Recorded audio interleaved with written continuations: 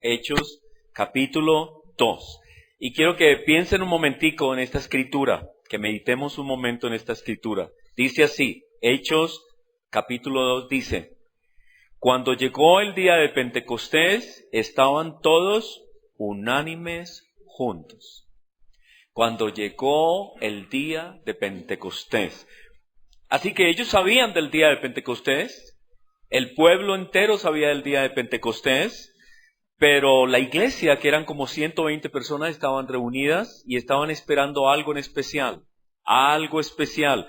Y estaban todos unánimes juntos. Había gozo, había expectativa, había alegría ese día, se reunieron, la iglesia estaba reunida, porque el Señor Jesucristo les había dicho así en Hechos 1:4, y estando juntos, el Señor Jesús les mandó que no se fueran de Jerusalén, sino que esperasen la promesa del Padre.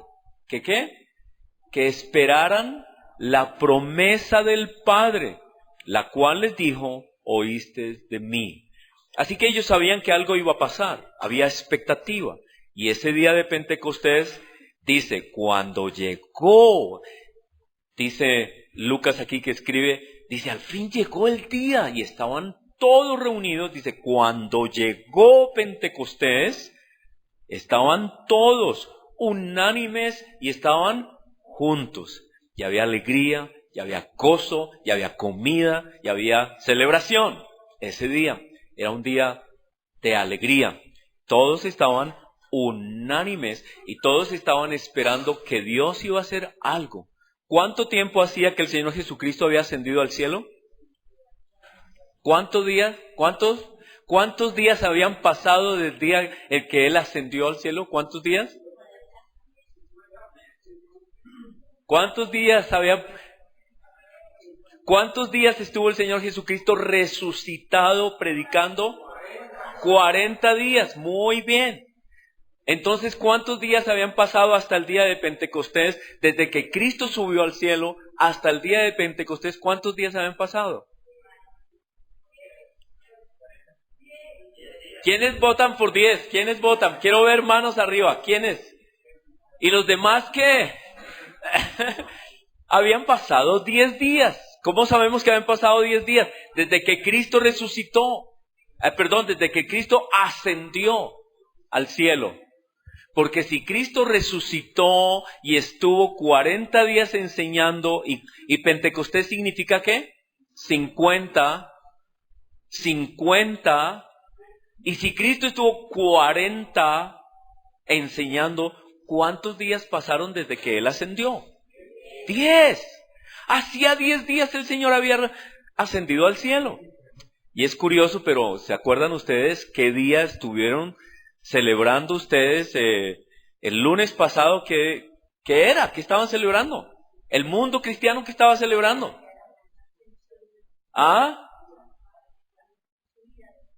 La ascensión de Cristo. Ese puente pasado estaba el mundo cristiano, al menos el mundo católico, estaba celebrando la ascensión de Cristo. ¿Será que está mal celebrar la ascensión de Cristo?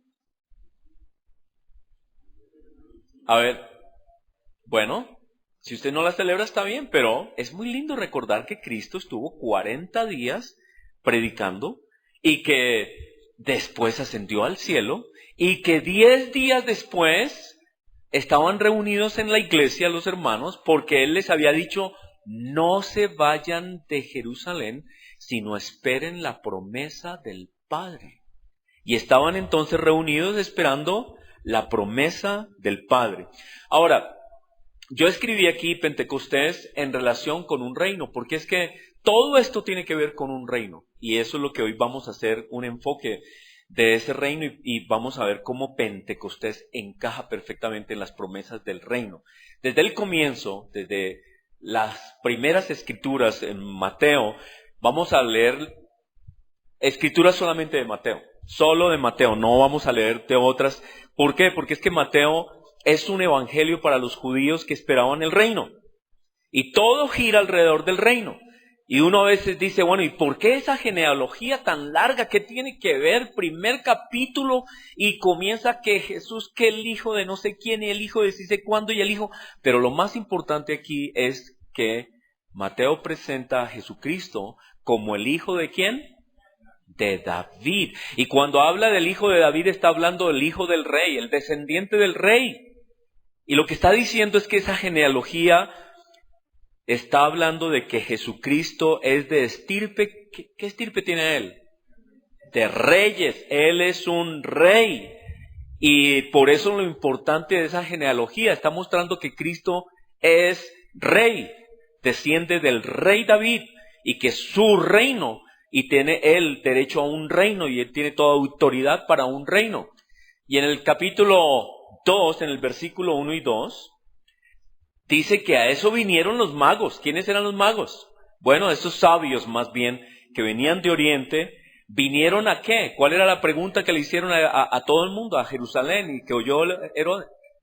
¿Dónde está el rey? Entonces Mateo comienza a decirnos que ese libro gira alrededor de un rey y un reino. Y luego más adelante, capítulo 3, versículo 12 dice, ese rey los bautizará en Espíritu Santo y fuego. Y algunos comentarios dicen que eso se refiere a Pentecostés, que lenguas de fuego bajaron sobre ellos. Otros dicen que ese fuego se refiere al juicio. Está muy bien, pero muy interesante que el día de Pentecostés dice que descendieron sobre ellos lenguas de fuego. ¿Y por qué dirá de fuego? Porque era un ardor impresionante de algo que tiene que salir y que tiene que esparcirse y que tiene que ser conocido. Había fuego en ellos, fuego del Espíritu de Dios, con un propósito. Y vamos a ver hoy cuál es ese propósito. Y Mateo 5 y 7 nos dice que ese Pentecostés daba inicio a una nueva obra, una nueva creación, daba inicio a un reino que no era como el reino de Israel, que no era como un reino que tuviera un territorio, que tuviera unos límites, unas fronteras, que no era como un país, pero estaba comenzando un reino, y era un reino espiritual, y ese reino estaba comenzando, como Cristo había dicho muchas veces, que iba a comenzar como un grano de mostaza, y que aunque es una semilla muy pequeña iba a estar creciendo, creciendo, creciendo hasta llenarlo todo. Así que el día de Pentecostés comenzó una nueva creación, algo que Dios estaba haciendo que ya no solamente abarcaba al pueblo de Israel, sino al mundo entero. Y por eso dice que las lenguas, ese milagro de las lenguas estaba anunciando que su reino iba a ser predicado en todas las lenguas, en todas las naciones de la tierra. Eso era lo que decía de Pentecostés. Y Mateo 5 al 7 nos habla de los estatutos de ese reino. ¿Cuáles son los principios de ese reino? Los que estudian CIPEP lo tienen bien claro. El viernes pasado estuvimos en esos estatutos y sabemos, los que son juiciosos, saben de dónde a dónde van, qué estatutos. Sabemos eso porque lo hemos estado estudiando, cuáles son los estatutos del reino. ¿Por qué? Porque en Pentecostés Dios dio las leyes de ese reino. Ahora, así como en el Antiguo Testamento, cuando Dios sacó al pueblo de Egipto, lo sacó de Egipto, pero el pueblo salió físicamente de Egipto, pero su corazón, ¿cómo estaba? Lleno de Egipto todavía, ¿cierto? Necesitaba ser transformado. Entonces en el Sinaí, Dios dio una nueva ley. Y les dijo, capítulo 19 de Éxodo, si ustedes dan crédito a mi voz, si oyen mi voz, si obedecen estos estatutos, si creen, si los practican, ustedes serán mi especial tesoro, una nación de sacerdotes. Esa ley estaba dada para transformar el corazón, la mente, para que salieran de esos dioses de Egipto, para que fueran libres y se mantuvieran libres. Como toda nación tiene una ley, una constitución. En el Sinaí, Dios les dio la constitución de la nación. Pero aquí en Pentecostés, Dios comienza una nación espiritual y nos da estatutos para esta nueva nación. Estatutos que no tienen que ver ni con ritos, ni con cosas, ni con tierras, ni con ganados, ni con cosas físicas, sino espirituales. Es los principios de su reino. Y si los quieren ver, los quieren estudiar, pues ahí están todos, el Sermón del Monte y todas las normas, y la ley de Cristo, para que vivamos en la libertad de su reino, los estatutos del reino. Ahora, el Señor Jesucristo, después de haber vencido al Dios de este mundo, comienza ese reino y nos da esos estatutos. Y luego, nos dice Él que el Señor Jesucristo vino a incluirnos a toda la humanidad. En el Antiguo Testamento, ¿quiénes era la única nación que estaba incluida? Israel. Ahora, Dios quería que Israel fuera un reino de sacerdotes para anunciar al mundo, pero ellos nunca lo hicieron. Nunca lo cumplieron. Es más, se volvieron egoístas, se volvieron en un sentido de superioridad y nunca cumplieron la misión de ir al mundo y predicar ese reino de Dios. No lo hicieron. Se sintieron únicos. Pero Dios ahora aquí con Pentecostés dice, no solamente Israel, no solamente los judíos, este mensaje es para el mundo entero y para todos los que crean en ese reino.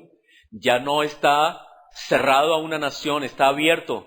Y desde ahí el Señor Jesús dice que todos nosotros, todos los creyentes, todos los que hemos sido creyentes, debemos decir, Señor, queremos ese reino, anhelamos ese reino. Y cuando Él enseñó a orar a sus discípulos, lo primero que les dijo, entre las cosas que les dijo, les enseñó a orar, venga tu reino.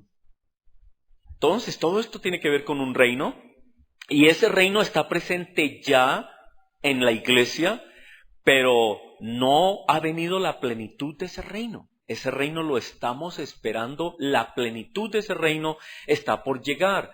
Y en Mateo 6:33 nos dice que lo más importante de nuestra vida, lo primero en nuestra vida debe ser ¿qué?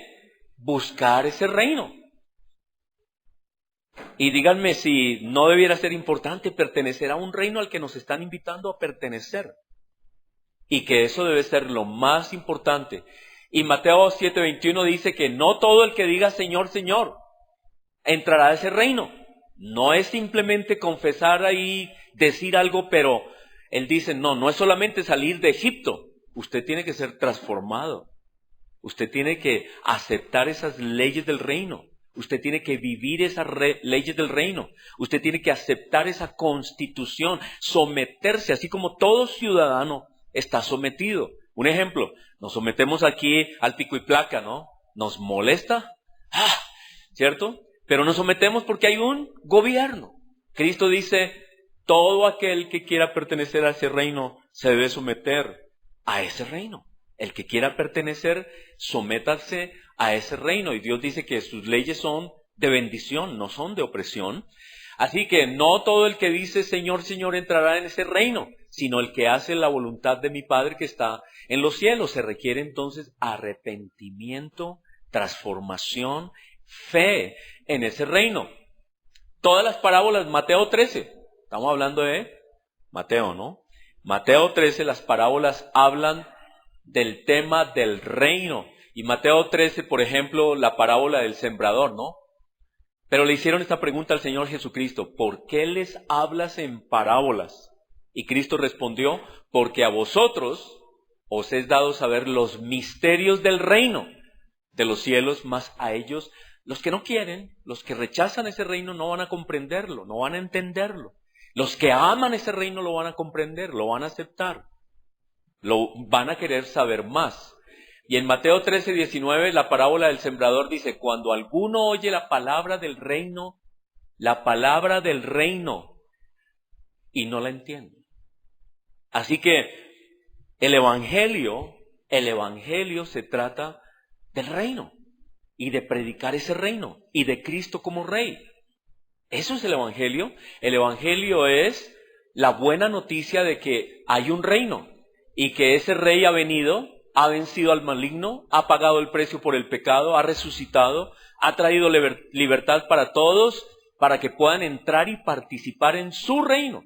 Y todos los que lo acepten serán sellados con su espíritu. Hay una nueva creación, un nuevo reino. No es el reino de este mundo. Colosenses claramente dice que Dios nos sacó del reino de las tinieblas y nos pasó al reino de su amado Hijo. ¿En qué reino vivimos ahora? En el reino de su amado Hijo.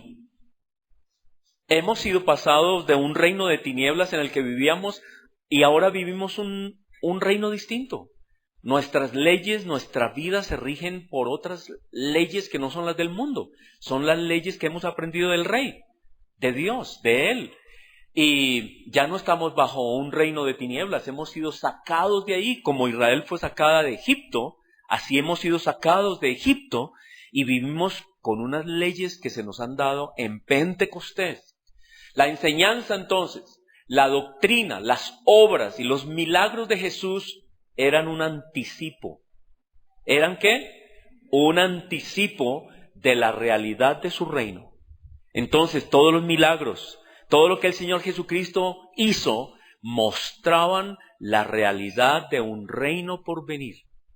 Y claro que a medida que Él hacía sus obras y sus milagros, iban cambiando, donde Él estaba, donde Él pasaba, iba cambiando personas, iba cambiando vidas, y estaba anunciando que eso era solo el comienzo de lo que va a venir. ¿Y qué es lo que va a venir?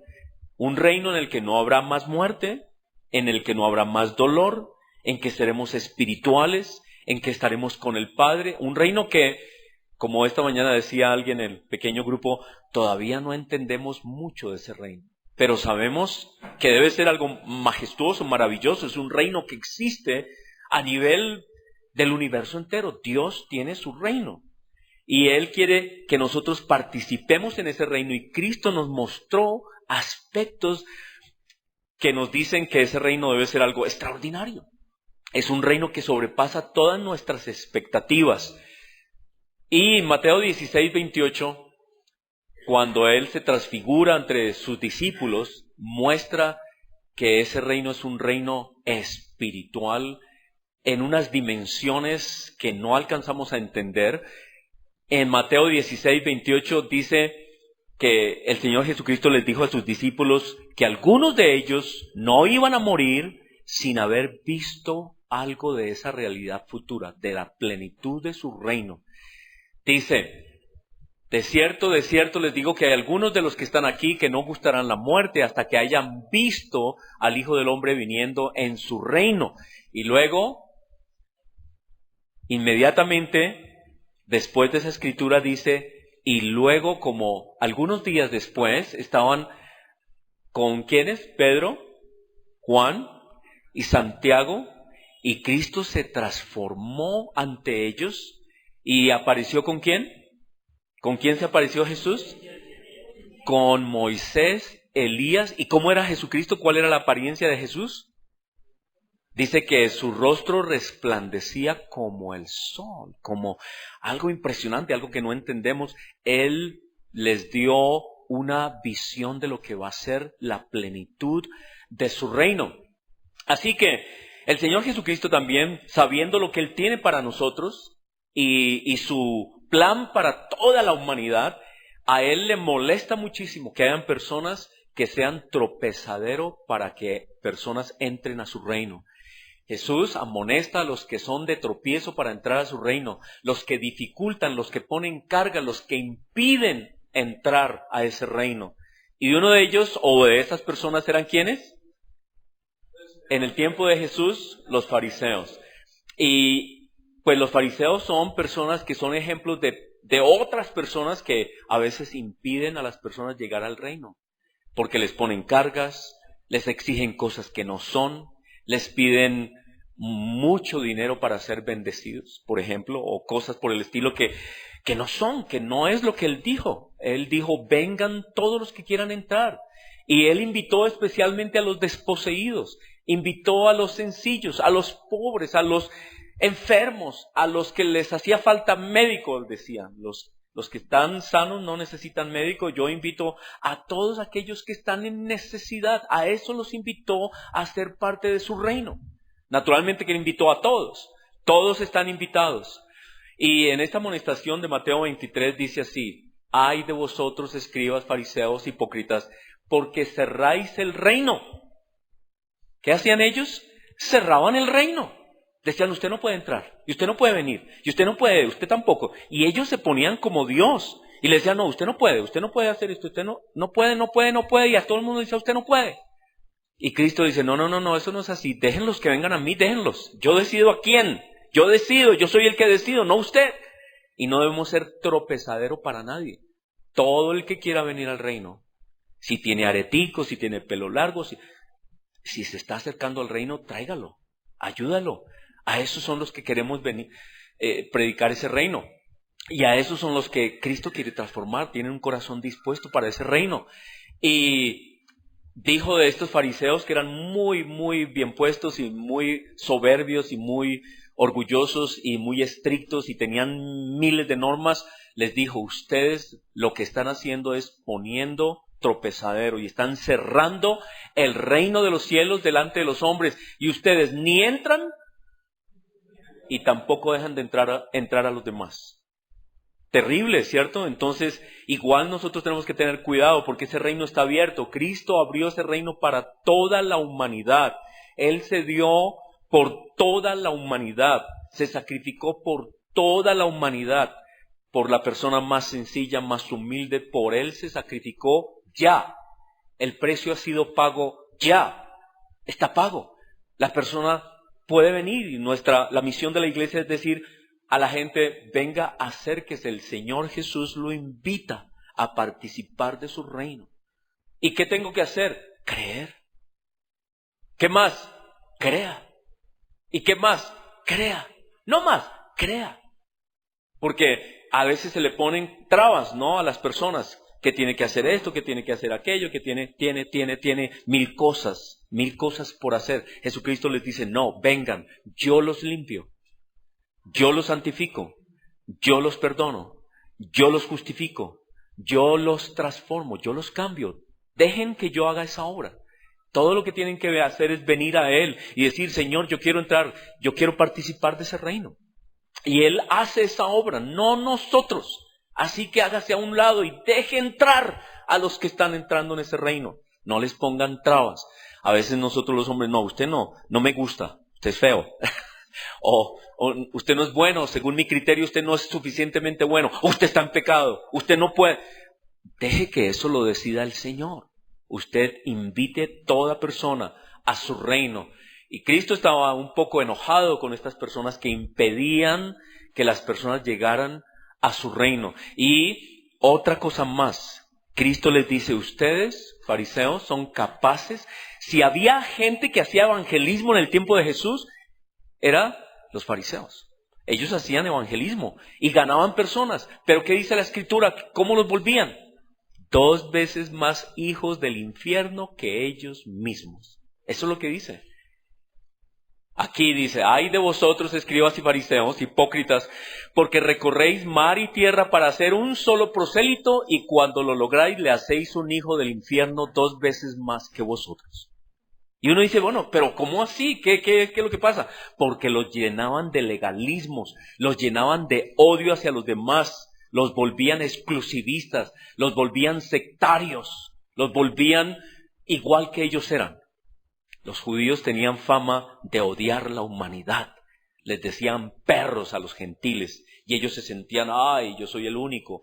Y Cristo les dijo, no, cuidado con esa actitud. Ustedes ganan un discípulo y les enseñan tales cosas que los hacen 2 veces más hijos del infierno que del reino. ¿Qué les pasa?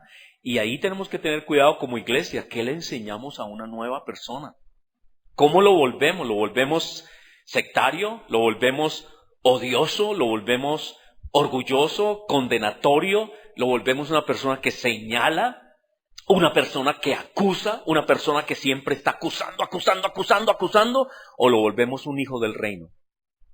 Un hombre como Cristo que ama, que vino a salvar, que vino a aceptar, que vino a llamar, que vino a transformar, que vino a perdonar, a extender su gracia. Aún en los momentos más horribles, cuando había evidencias de un pecado, cuando le trajeron a aquella mujer y dijeron, Señor, la pescamos.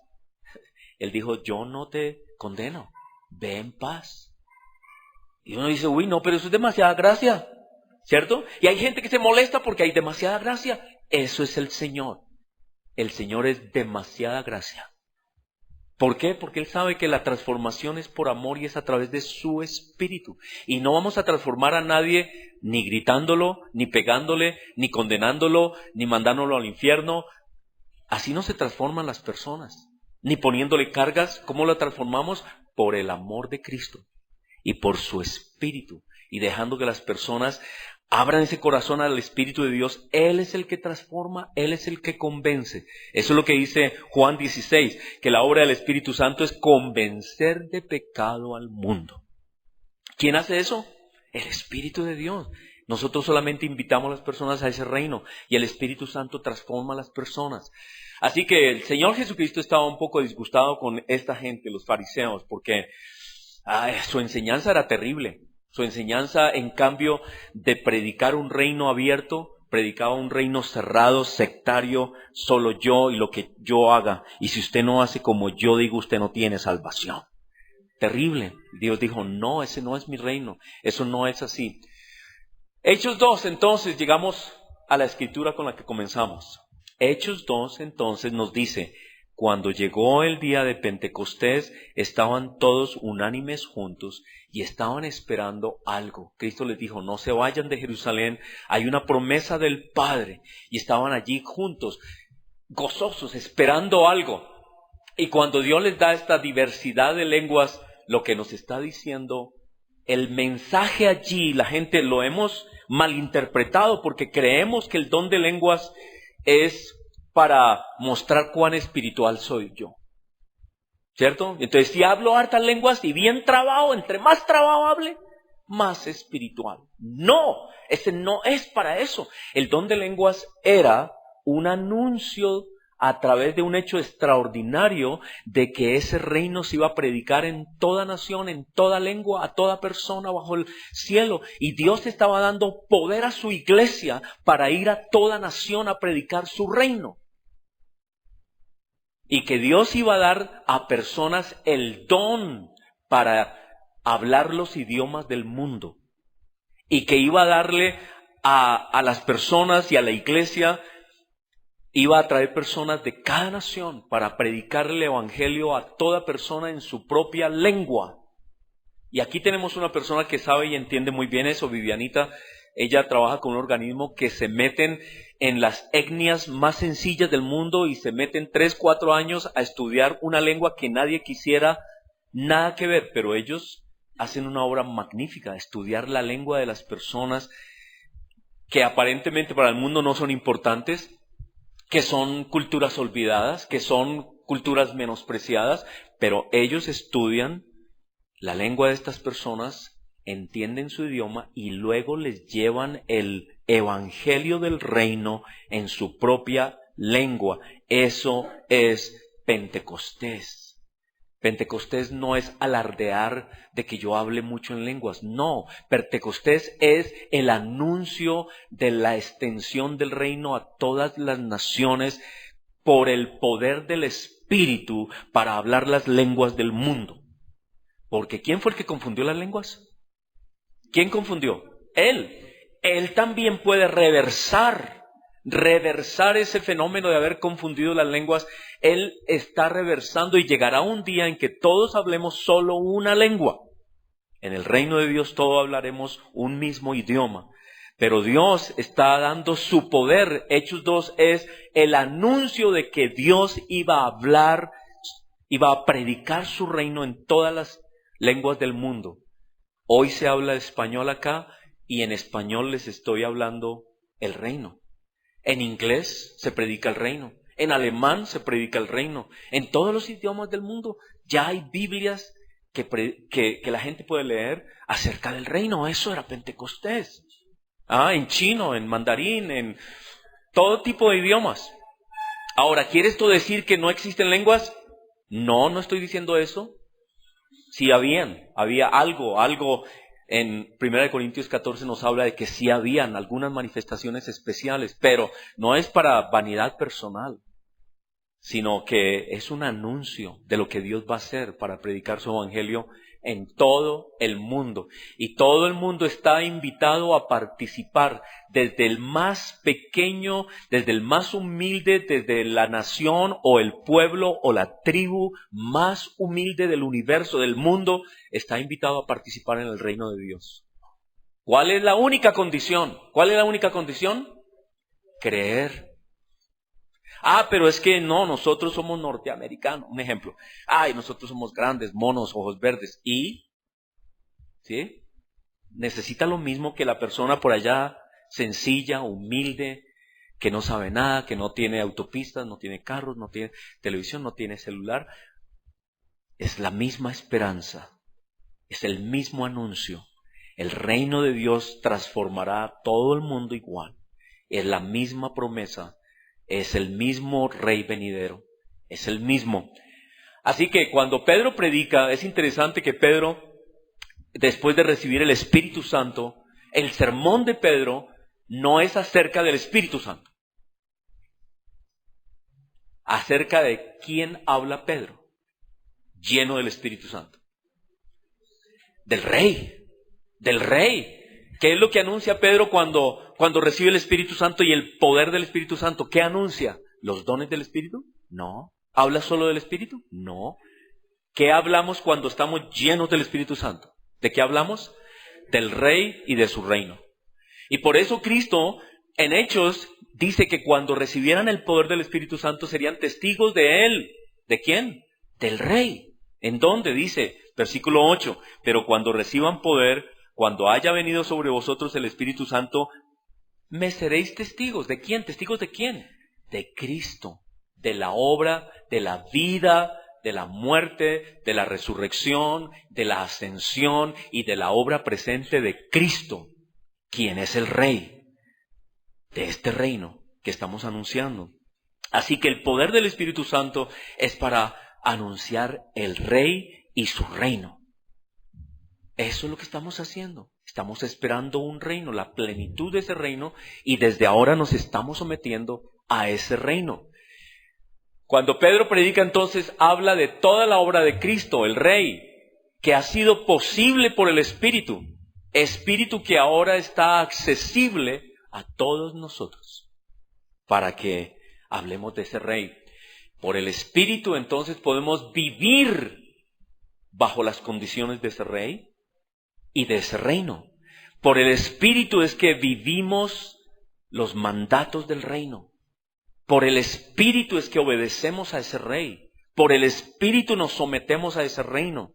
Y por el Espíritu predicamos ese reino. Por el Espíritu de Dios podemos vivir y proclamar al Rey y su reino. Y tenemos los dones, la doctrina, la enseñanza para testificar del Rey y de su reino actual y venidero. Nos unimos a Cristo en la proclamación de su reino. Él vino a proclamar un reino y nosotros los creyentes nos unimos a Él en la proclamación de su reino. Es un reino que ya existe y que va a venir en plenitud cuando Él vuelva.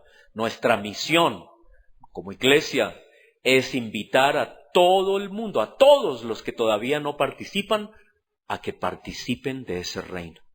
Porque los reinos de este mundo han sido vencidos, Satanás ha sido destruido y se está anunciando un reino, el reino de Cristo. Así que eso es Pentecostés. Es una nueva visión de Pentecostés. ¿Por qué el Espíritu Santo? El Espíritu Santo no es para enorgullecernos y decir que tenemos unción y que no sé, hacemos cosas. No, es el poder de Dios para predicar su reino. Para predicar quién es el Rey. ¿Cuál es ese reino? ¿Cuáles son los estatutos del reino y el poder de ese reino? Y todos los dones que Dios nos da de su Espíritu es para testificar acerca de ese reino que va a venir en su plenitud.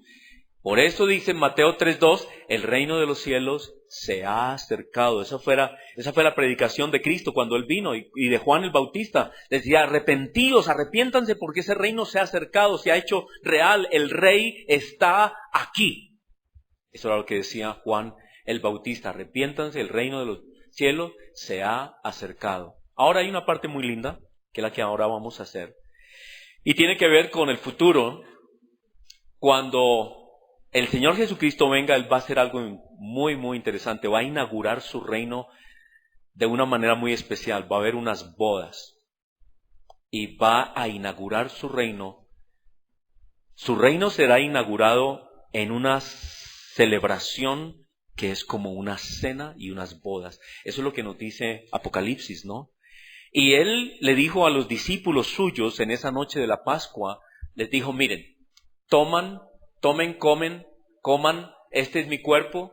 Y tomando la copa y habiendo dado gracias, les dio diciendo, beban de ella todos, porque esta es mi sangre del nuevo pacto, una nueva creación, un nuevo comenzar, es una nueva creación, que por muchos es derramada para remisión de los pecados. Y os digo que desde ahora no beberé más de este fruto de la vid hasta aquel día en que lo beba nuevo con vosotros. Esa parte es muy linda, porque ya, miren lo que está diciendo aquí. En este momento, ese reino, el reino de Dios, es un reino espiritual formado por el Padre, el Espíritu Santo, el Hijo y el reino creado, ese reino celestial que Él ha creado, pero nosotros todavía no estamos allí. En un sentido literal, todavía no estamos allí, pero vamos a estar. El llamado, el propósito de Dios es que estemos en ese reino, participemos en ese reino. Y Cristo, el día de su inauguración oficial, digámoslo así, de su reino, va a ser una celebración tan hermosa, tan impresionante. Yo no me quiero, mejor dicho, no puedo imaginarme cómo ir a hacer eso. Yo he visto ceremonias extraordinarias, pomposas. Si alguna ceremonia pomposa he visto en mi vida, fue el matrimonio de Carlos y Diana de Inglaterra. ¿Algunos lo vieron? De los viejitos, más de eso, no sé cuántos años. Ya, los jovencitos. Laurita, ¿tú viste eso? No, tú no habías nacido, Laurita. ¿Sí? Yo me acuerdo que me levanté como a las 4 de la mañana a ver ese matrimonio. Lo estaban transmitiendo. Y fue algo impresionante, los carruajes y la pompa, la iglesia, toda esta gente vestida muy bien. El vestido de la novia era extraordinario, algo impactante porque esta familia real tiene el dinero del mundo, ¿no? Ellos tienen el dinero del mundo, es un imperio que llegó a ser un imperio donde nunca se ponía el sol. ¿Qué quiere decir? Que siempre el sol estaba alumbrando alguna de sus propiedades. Un imperio poderoso. Y entonces a mí me impacta esa ceremonia de la boda de Diana y Carlos. Pero ¿saben qué? Eso no les llega ni a los tobillos a lo que va a ser la ceremonia de establecimiento del reino de Cristo. Y dice que va a haber una boda y va a haber una cena. Y que Cristo va a estar feliz de que nosotros estemos allí. Y por eso es tan hermoso que Él dice, con vosotros. ¿Quién quiere estar allá? ¿Sabe qué? ¿Qué se necesita para estar allá? Creer. Si Cristo nos dijera, bueno, tiene que traer cosas, pero no, Él nos dice, tranquilo, vengan, yo aquí los preparo. Yo tengo un lugar preparado para ustedes. Allí hay sillas, aquí hay luz, digamos en manera imaginada, porque es un mundo espiritual. Pero Él tiene preparada una celebración para inaugurar la plenitud de su reino. Y Él lo anunció. Dice, miren, yo no voy a volver a beber de este vino, de la cena, sino cuando vuelva en mi reino y esté con ustedes. ¡Qué hermoso! Porque yo no sé cómo va a ser aquello, va a llenar el mundo entero, de todos los que han creído, no sé cómo va a ser eso, no entiendo, pero todo indica que va a ser algo extraordinario, la inauguración de su reino. Todo hecho posible por su Espíritu, para todos los que han creído. Y dice, tomaré ese día con vosotros en el reino de mi Padre. Y me gusta que lo dijo acá en una sesión de un pequeño grupo. ¿Y qué quiere decir eso? Que también ese reino se mueve en pequeños grupos, en personas que se reúnen, que son poquitos hablando de ese reino, pero son muchos grupos que se reúnen hablando y esperando de ese reino, y que comparten juntos y que hay amistad entre ellos y que tienen una esperanza de ese reino. Así que yo les invito a que soñemos con ese reino, a que vivamos en la expectativa de ese reino.